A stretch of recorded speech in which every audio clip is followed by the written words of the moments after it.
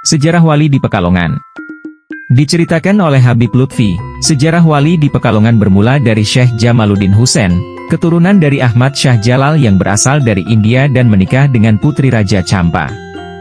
Syekh Jamaluddin melakukan perjalanan bersama rombongan ulama dari Timur Tengah dan Maroko, yang kemudian disebut sebagai Al-Maghrobi. Mereka sampai di Indonesia, mulai dari Aceh, Jawa, dan menyebar ke berbagai daerah untuk menyebarkan ajaran Islam. Di antara tokoh-tokoh terkenal dalam rombongan tersebut adalah Maulana Malik Ibrahim dan Sayyid Ibrahim Asmorokondi. Maulana Malik Ibrahim adalah cucu Syekh Jamaluddin Husain. Rombongan mereka juga menyebar, beberapa sampai ke Pekalongan. Di Pekalongan, terdapat makam-makam para ulama seperti Maulana Syarifuddin Abdullah dan Hasan Alwi Al-Qutbi di daerah Belado, Wonobodro. Mereka membangun masjid-masjid yang masih ada hingga kini. Prabu Siliwangi dari Kerajaan Pajajaran menghormati para wali ini, menyebut mereka sebagai kakek, karena usianya yang lebih tua.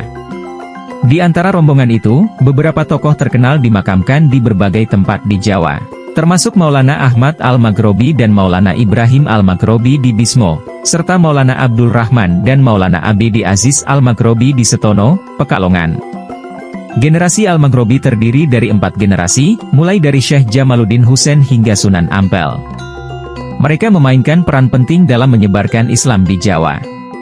Salah satu tokoh dari generasi kedua yang berperan di Paninggaran adalah Wali Tanduran, yang sangat gigih dalam syiar Islam.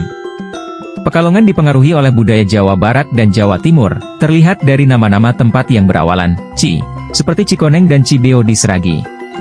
Selain wali 9 yang masyhur seperti Sunan Ampel dan Sunan Giri, sudah ada wali 9 sebelumnya, termasuk Ki Gede Penatas Angin yang mempertahankan Pekalongan dari serangan Portugis.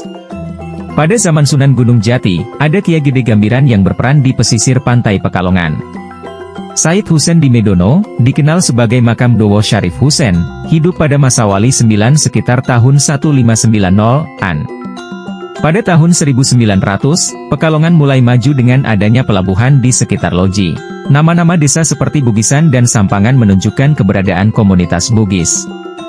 Pekalongan dikenal maju dalam pendidikan agama dan ekonomi, serta memiliki beberapa candi sebagai bukti budaya yang kaya. Di Sapuro, tokoh seperti Ki Gede Mangkubumi, yang meninggal pada tahun 1517, dimakamkan di belakang masjid. Tokoh lainnya, Raden Husein Amongnegoro, yang meninggal tahun 1665, juga dimakamkan di belakang Masjid Sapuro. Pekalongan juga memiliki bupati pertama yang berasal dari keturunan Raden Husein Amongnegoro. Penduduk Pekalongan terus berkembang dengan adanya tokoh-tokoh seperti Ki Hasan Cempalo dan Kiai Ahmad Kosasi. Bupati Pekalongan, Adipati Tanjaningrat, dimakamkan di Sapuro bersama dengan Jayeng Rono Wiroto dan Kiai Gede Hasan Sempalo. Desa Noyontaan dinamakan berdasarkan tokoh Ki Gede Noyontoko, yang membuka daerah tersebut.